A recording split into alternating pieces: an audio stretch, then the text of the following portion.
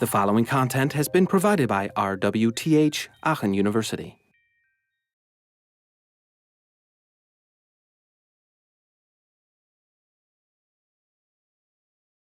But yeah, let's jump right back into the topic. And the next clip I'm showing you is something that Jan found on a web page called Web Pages That Suck, which might give it away what will happen here. So if you look at this, well, it's Qualcomm's homepage. Actually, they changed that a couple of years. And well, if you look up here, that's just moving. What do you think that is? Switches. Switches that do what? Users of the network. No, it's actually it's a menu.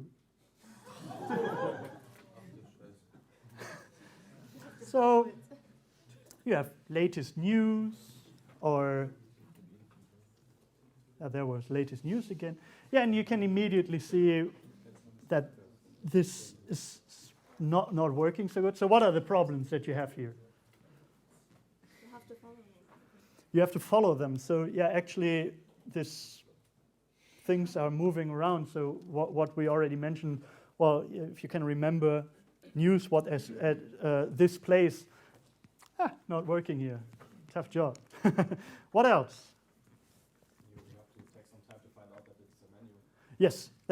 At first, you don't realize, well, this is actually the menu where I can get to more things.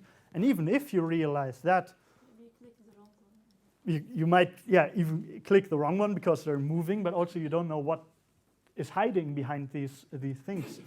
And I'm not sure if Jan coined that term, but he called it mystery meat navigation at this point. And does anyone know what mystery meat is? It's that thing when you're eating a burger and you have no idea what's in there. So could be horse, could be spiders, I don't know. So, and this illustrates one of the fundamental things or relevant for HCI, which is visibility. So when you're picking an object up, you make assumptions of what you can do with that just by looking at that. And so the design of the things, what you see, should tell you what I can do with that. And yeah, as we've seen, your mind is excellent at finding connections or making assumptions about what you're seeing. And a lot of everyday knowledge that we're having is in the world and not in the head. I'm not remembering what it looks like, but I get it from looking at the device or at the UI, whatever I'm having, or the object in general. So if you think about currency, how often do you just, could you tell what's on the back of a 2-cent coin? No, you don't know, but when you see it, you immediately know it's a 2-cent coin. And that is because the knowledge about that is in the world. From what you're seeing there, you get the information what it is. You don't have it stored in your memory. There was, I think it's also in Don Norman's book, this experiment that they had where they asked students in the US what the I think quarter coin looks like or what icon was on there, and had this list of possible designs, and they couldn't pick it out. But if they saw it in context, they immediately know what it was. So the best thing that you can do is that you have these natural cues directly in your design, so that the user doesn't have to think about what does it actually do or have to try it out, have to read a manual. But yeah, as well, if you have too much information, that is also not beneficial because you can't parse everything at once. So it should be the important part. What you can do should be visible directly. So let's look at this. Something that Jan found in a hotel, a hairdryer, and doesn't look cute. So, but the problem is when you pick it up, you see this. And now, how do you turn this thing on? What do you have to do? Press the button. Press the button. Kind of move that bar up or down. Up or down? Yeah. Something else? Turn it around. Turn it around. So we have 3 ideas how to operate this thing. And it's a hairdryer. I shouldn't be spending their time, well, how do I use this? It should be imminent. And so just not turning it on is the problem, but how many levels does this thing have? So 1? Any more bets? So you don't know. It's not visible, and that is a problem. So to solve this, you actually push it up, and then you have the level 1. The next, what's how do I get to the second level? Push it down. Up again. Yeah, it's actually really just go to the other side. Now, when you think about that, is that natural in a way to have a ordering of 2, 0, 1? Not that much. And also, if you would pick it up at this state, you would know if I plug it in, does it start? Is it on at the moment, or is it off? You wouldn't know, and that is a problem. So now, next task that you can do in groups of 2, please, and just really quickly sketch out how you could improve this hairdryer.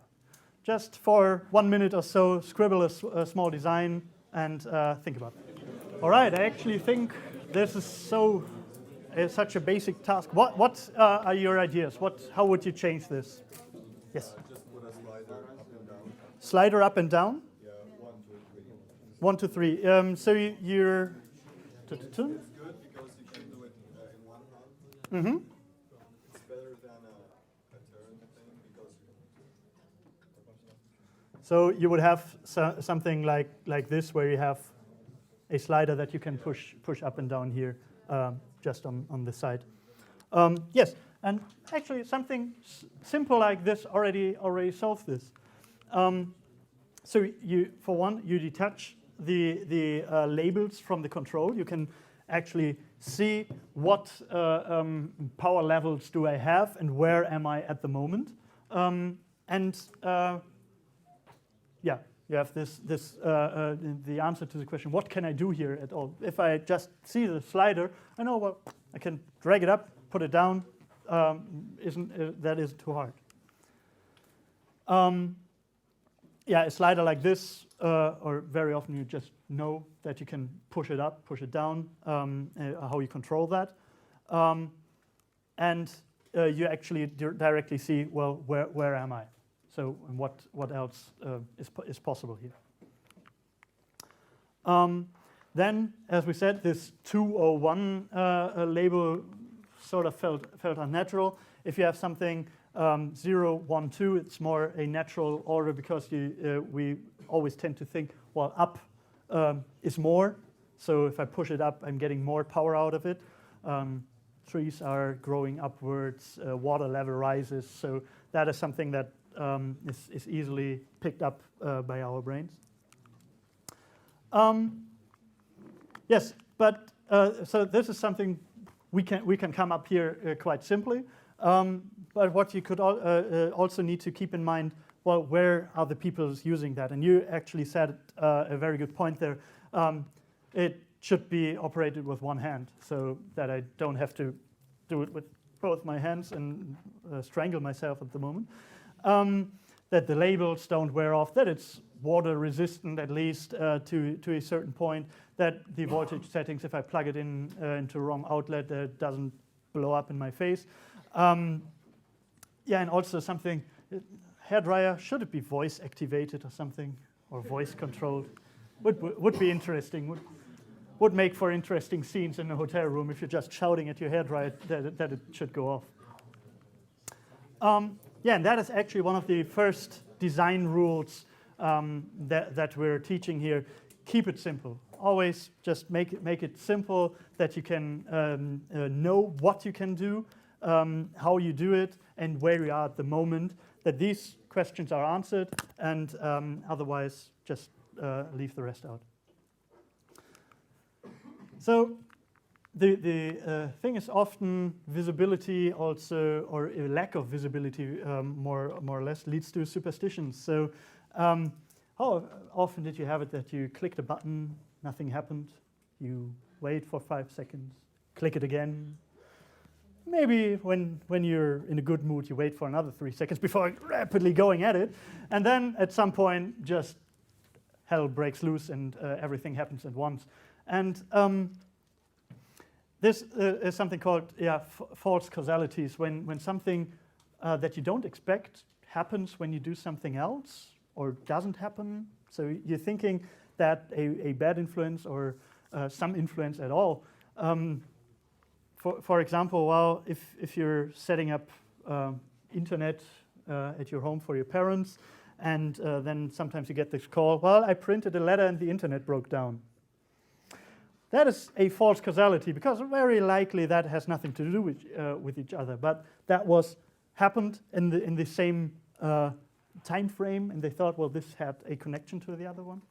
And yeah, well, if you had a laptop or a CD burner at some point, how often did you just touch it so to check that everything's running good, that the CD is burning very well? And that is something, similar, connected to this. You thought you had influence on that at some point, or you wanted to check that.